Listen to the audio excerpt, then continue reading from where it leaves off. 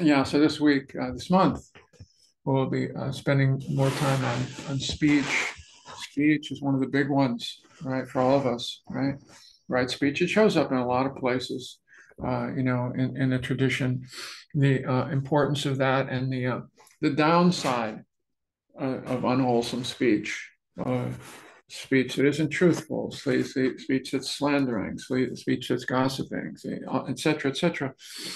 I'd like to speak a bit more on the other side of the coin this morning about positive speech. With all of these things, the invitation is to just take a closer look. Ehi Passiko has so many applications. That is to say, come and see for yourself, really, which was the Buddha's invitation to all these practices. Come and see for yourself directly and see what's useful. If it's useful, take it up. If it's not useful, don't take it up. But it really comes from that sense of investigate from your own direct experience. Don't take the word from authority about what you should or shouldn't do. That was one of the unique features of the Buddha's invitation and his teaching, and it certainly comes into play with speech. And what I've been focusing on recently, as opposed to, oh, unwise speech doesn't feel so good. That's one form of ahipassiko, and it's an important one to take a look when you're speaking maybe how it feels, right? How it feels. But the other thing is, the other side of it is, how does it feel when wholesome speech is in play? I mean, right after you've said something wholesome. You know, I used to, well, I've always had some wholesome things to say in my life somewhere along the way, but I never felt into those. I never gave myself credit for them, as it were. Wholesome speech. That's just what you're supposed to do. You're supposed to be, I was told you're supposed to be a good boy. Good boys speak wholesomely, say good things, say wholesome things. So when I would say good things, I would just think, well, okay, at least I didn't say a bad thing. But I never hung out with the good feeling of saying something wholesome, not necessarily something grand, just something lovely, just something harmonious, just something a little bit uplifting. In company of other people, just something uplifting, and that it feels good. And Susan and I make it one of our practices to do this a fair amount of the time when we go out. We went out for a walk last night, and 3 or 4 times we just had the opportunity, and not that somebody was interacting with us, but as we were on this walk, we ran into a few people, and we just went out of our way to say something uplifting. Yeah, one was like an 18-month-old kid barely walking, but somehow pushing his little sister along in a carriage with mommy and daddy there, and just commenting on that, in an uplifting way, and how good it felt to do that. There were a couple exercises. We walked by a field where these people are exercising in all kinds of ways. And just commenting to these two people who were exercising, and nobody pays attention to that or comments. We did. Say, that's so cool, rock on. And they loved it, and they just turned to us, and it was an uplifting moment. There's this tendency to not appreciate enough. I'll speak for myself. Just the simple uplifting moments we can offer to each other and to the world, because there's so much doom and gloom out there, right, in the world. There's so much rough stuff out there. There's so much, I heard this expression recently. I hadn't heard it, but it's a beautiful one. And I'm sure you've all know about it on the internet, doom scrolling. Doom scrolling. Yeah. Just looking at one news thing after another, and it's dark and it keeps getting darker. And the more you look, the worse you feel. And the worse you feel, then you finally stop. And this is what I noticed. It's not just I'm just doom scrolling through the internet. It's my mind that's doom scrolling as well, right along with it. Oh my, oh my, oh my, oh my, oh my. And then I stop doom scroll, stop it. I don't do much of this anymore.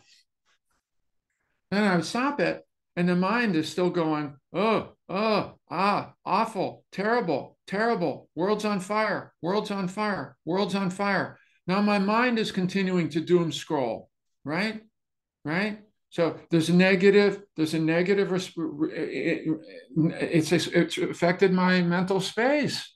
It doesn't stop when I get off the internet now. And now, if somebody comes along, you know what? I'm kind of inclined toward the negative a little bit.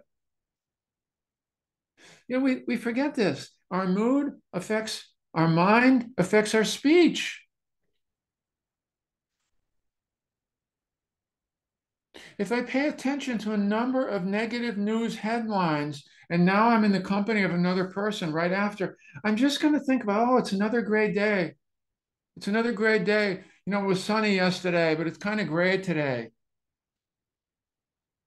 I'm more likely to say that. I'm more likely to slip into just a slightly negative speech pattern if I'm engaging in a negative activity. It follows us like a shadow for a little while. So I'm really tuning in more to the effects. The effects. It's not just the speech itself; it's the precursors to speech. And one of those that I'm asking you to attend to, yeah, is how doom scrolling ends up affecting our mood and our speech. And if you do it late at night, it will affect your dreams as well. Yeah. And if you do it before you meditate in the morning, it will affect your meditation as well. So again, this is one of those cause and effect links. We sometimes think of speech as if it's its own entity. It's not its own entity. It's very much interconnected with us all the time, you know, with everything that's going on in here, you know, with context, you know. And so it's really being more mindful of context and how it shapes our mood and how that in turn will shape whether we are inclined to say something more positive and uplifting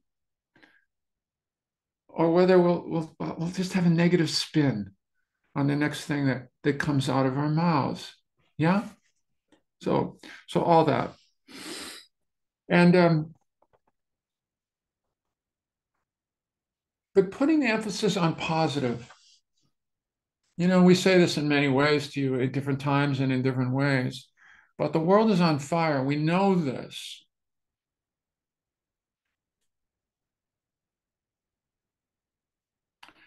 But we also need, and also as practitioners, as also people who want to have good intention in the world and love as best we can in the world. You know, we need to make sure we're not getting burned up in that fire too much, so that we can't be positive, so that we can't continue to love as well. You know, and so we want to take great care with that and what we can do, the small moments that we can be positive. With ourselves and the small moments we can be positive in our speech.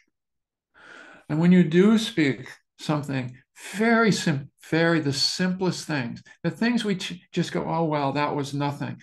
Oh, well, that was nothing. It's something. It is something.